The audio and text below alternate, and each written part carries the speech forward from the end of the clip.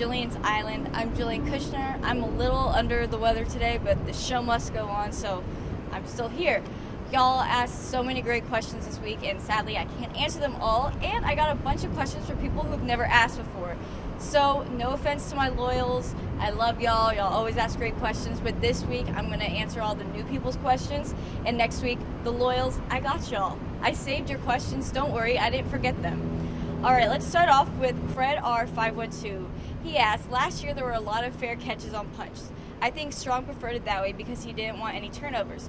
Do you think we will have a dynamic punt returner this year? Do you think Lil Jordan Humphrey has a chance to return punts? I said in the last video if Texas got Devin Duvernay, which, hey, they did, he would be great on returns, and I stand by that. You know, this kid runs a 4.340 and a 10.27 in the 100-meter. Like, he's fast. He's so fast. Why not put him on punt returns or kick returns, whatever you want to do? I don't care. Any return, put that kid. He's fast, and you know, on kickoffs they need two people back there, so put little Jordan Humphrey with him too.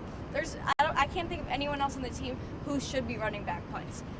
You know, like last year Jay did it, but who this year? I don't see anybody doing it. Absolutely put those two. Devin Duvernay, I think for sure, put him back there. And yay, he's here, or he's coming here. Point is, I think Texas will be good on punt returns because I agree with you.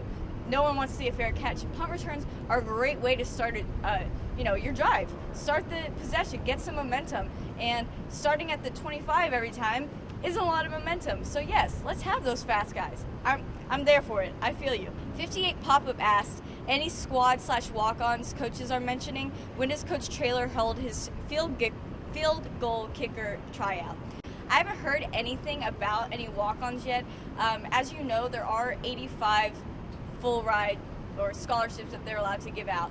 So 85 scholarship players, and since Texas is still getting people, as we just got Devin Duvernay, I think they're trying to see what they need and what spot is. So I'm not sure when they do the walk-ons. There is about 105 people total on the team, so it's just a bunch of logistics on that side. As far as when the tryouts are, I don't know, but I do want to go and try out. Just kidding. Sadly, I graduated and I can't try out, but hey, Texas needs some kickers. So anyone watching who kind of knows how to kick a ball, go try out the second I find out when those field goal kicker tryouts are. Because Texas needs you, man. Texas needs you, whoever you are. Magna Horn asks, how much better would our offense be with Patrick Hudson? Talked a little bit about this last week, but he would be huge. I mean, this kid's a freak. He is 6'6", 325 pounds. Like, I don't even know where they make people like that. 6'6", I mean, I'm like trying to process that, and I can't do it. That's incredible. Who's born like that? What does he eat? I don't know. But I think he'll be huge. I mean, putting a body like that on the offensive line, I mean, would be huge. He's the second offensive guard in the country at this position. I think it'd be huge. I mean, that would protect your quarterback, no doubt. I mean, you can't even see over this guy. He's a freak. I still can't wrap my head around how someone can be that tall and that big. It's really, wow, that's incredible. But I think whoever the quarterback is, hopefully Shea Buechele, will be very protected with Patrick Hudson, hopefully, who will be coming here, protecting him. And I think we can say Patrick Hudson is coming here. If y'all didn't see the tweets with Malik Jefferson, he was kind of saying like, hey, there's going to be more people coming. So I see you, Patrick Hudson. You're not slick. I see you. David Q asks, what are your thoughts on the Notre Dame game in a few months? Oh boy, that's my thoughts. Oh boy. I've said this many times, I have no idea how this game is about to go. I mean, this could be awesome or it could just be awful. I mean, didn't we all have pretty high hopes last season for the Notre Dame game? And that didn't go well. That didn't even go kind of well. That actually went horribly. That's what that did. I don't know. And the fact it's on a Sunday and it's the only game on that Sunday, I just think Texas has put so much pressure on itself, and I'm a little scared. I really am. I'm a little scared because just from last season, I don't know. I'm scared. I'm going to tell you that much. That's my thoughts on the game. I'm scared. I don't know if I'm excited. I don't think I'm excited. I think it's just fear. I think it's pure fear right there. Tex Longhorns Rule Big 12 asks, why is American soccer the equivalent to Cleveland Indians baseball? Listen, man, that was a little harsh, don't you think? It's a little harsh. I love soccer. I don't know why the rest of America isn't on board with this yet. I love soccer. It's such a fun sport. I love it because it it is 90 minutes of constant movement. You know, you watch a basketball game, a football game, there's timeouts, there's, you know, they blow the whistle. I mean, in football, they actually play for like 5 seconds, then they stop, get back together, play again. I mean, this is 90 minutes constant. That's, what more do you want as a sports fan? That's awesome. That's so much fun to watch. I really hope more Americans get on board. I love the patriotism I see when USA was in the World Cup and all that stuff. Now we got the Copa America. Like, USA made it into the semifinals. Like, yes, USA lost to Argentina, but it's kind of an honor to lose to Argentina because Messi is probably one of the greatest soccer players to ever play the game. Ever. He's like, if Pele is like Michael Jordan, we can say that Messi's like Kobe, you know, like those are just like greatest of all time up there. I think, y'all gotta get on board with soccer.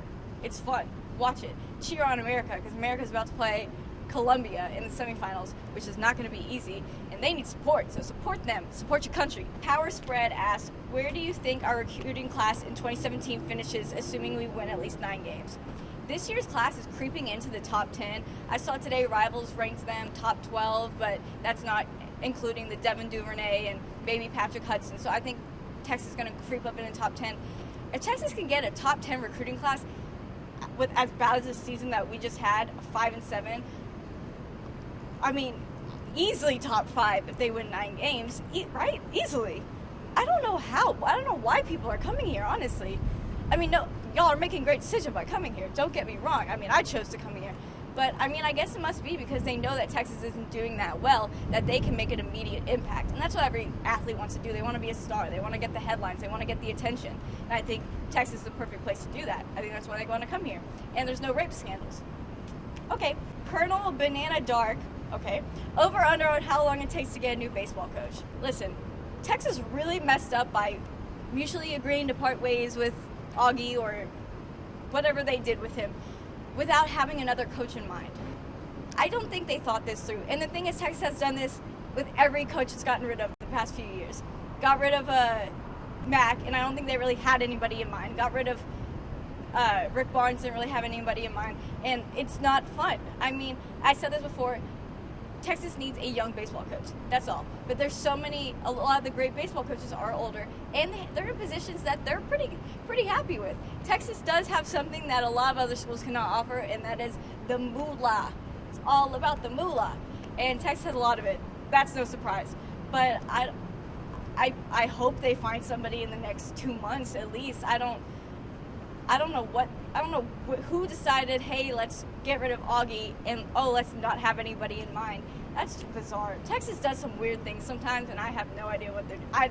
I don't sign off on it. Not my fault. Zed69 asks, does Art Briles ever coach again? And if so, where do I see him going? Anywhere. That's the thing, is anyone would probably want him, which is bizarre. And it's kind of just the way this country is, that this type of crime is, that's bad, but it's not going to ruin you. And it should ruin him, but it didn't. And I don't think he's going to take the Pete Carroll route, get into some NCAA trouble, and then go pro. I don't think the NFL is a place for Art Briles, but I do think he's going to find another coaching job. Probably going to find one before the season starts. I'd almost be surprised if he didn't have a job come football season. Is it going to be at some huge school? Probably not, but he's going to get a start. He's going to get a job again. I mean, there's no doubt in my mind that he's going to get a job, which sucks. But that's the way the cookie crumbles, I guess.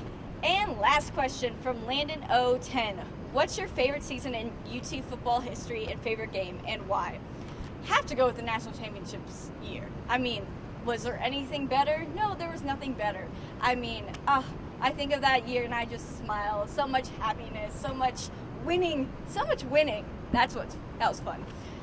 You know, and favorite game, national championship game. But if we're talking about something other than the national championship game, gotta go. I said this in another video. Best game I've ever been to, OU Texas, 2008, 45-35. That game was just freaking awesome, man. It was. That was a great game. And it's a shame that Texas didn't go to the national championship that year, because that was Texas's year, not 2009. We don't need to talk about that one. No one wants to talk about that one. But yes, definitely my favorite year was national championship year. Favorite game, 45-35. Nothing better. All right, guys, thank you for tuning in. I got to go watch the NBA draft and cheer on the Longhorns because we got to get some Longhorns in the NBA to join the people we already have there. All right, guys, see you next week.